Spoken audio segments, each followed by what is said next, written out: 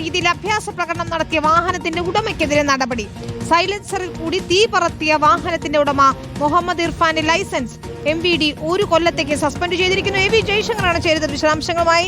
ജയശങ്കർ, ആ ദൃശ്യങ്ങൾ ഞെട്ടിക്കുന്നു തന്നെയായിരുന്നു. ഏതായാലും MVD കൂടുതൽ കർശന നടപടികളിലേക്ക് കടക്കുകയാണ്. ഒരു പാഠം കൂടിയാണ് ഇപ്പോൾ ഈ ലൈസൻസ് റദ്ദാക്കുന്നതിലൂടെ, അല്ലേ?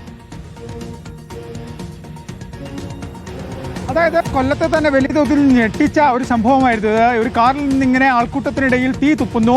ആ സംഭവവുമായി ബന്ധപ്പെട്ട് എന്തായാലും മുഹമ്മദ് ഇർഫാന്റെ ലൈസൻസ് മോട്ടോർ വാഹന വകുപ്പ് സസ്പെൻഡ് ചെയ്തിരിക്കുകയാണ്. 1 വർഷത്തേക്കാണ് ഈ ലൈസൻസ് സസ്പെൻഡ് ചെയ്തത്.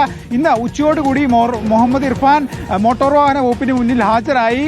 ആ ഘട്ടത്തിൽ അദ്ദേഹം നൽകിയ വിശദീകരണം തനിക്ക് തെറ്റുപറ്റിപ്പോയി എന്നാണ്, ഒരു അബദ്ധം പറ്റി ഇത്തരത്തിൽ വാഹനം മോഡിഫൈ ചെയ്ത സംഭവത്തിൽ എന്നാണ് ഇദ്ദേഹം മോട്ടോർ വാഹന വകുപ്പിന് നിലവിൽ നൽകിയിരിക്കുന്ന ഒരു വിശദീകരണം. എന്തായാലും ഈ വിശദീകരണം പരിശോധിച്ചാണ് നടപടികളുടെ ഭാഗമായി 1 വർഷത്തേക്ക് ഇദ്ദേഹത്തിന്റെ ലൈസൻസ് റദ്ദു ചെയ്തിരിക്കുന്നത്. ഈ വാഹനത്തിന്റെ RC റദ്ദു ചെയ്യാനുള്ള നടപടികൾ മോട്ടോർ വാഹന വകുപ്പ് ആരംഭിച്ചിട്ടുണ്ട്. 2 വർഷത്തേക്ക് റദ്ദു ചെയ്യാനുള്ള നടപടികളാണ് ഇപ്പോഴെന്തായാലും മോട്ടോർ വാഹന വകുപ്പ് ആരംഭിച്ചിരിക്കുന്നത്. അധികം വൈകാതെ ഈ വാഹനം വിട്ടു നൽകും. അത് പിന്നീട് വീട്ടിൽ സൂക്ഷിക്കണമെന്ന നിബന്ധനയോടുകൂടിയായിരിക്കും വിട്ടു നൽകുക. എന്തായാലും കൊല്ലത്ത് തീ തുപ്പിയ സംഭവത്തിൽ മോട്ടോർ വാഹന വകുപ്പ് കർശന നടപടി സ്വീകരിച്ചിരിക്കുന്നു. ആ വാഹനം ഓടിച്ച മുഹമ്മദ് ഇർഫാന്റെ ലൈസൻസ് നിലവിൽ റദ്ദാക്കിയിരിക്കുകയാണ്.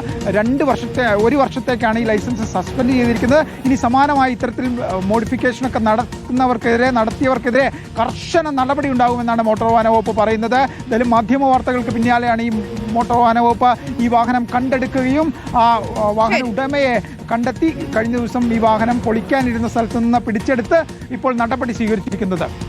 ജയശങ്കറാണ് വിശദാംശങ്ങൾ നൽകിയത്.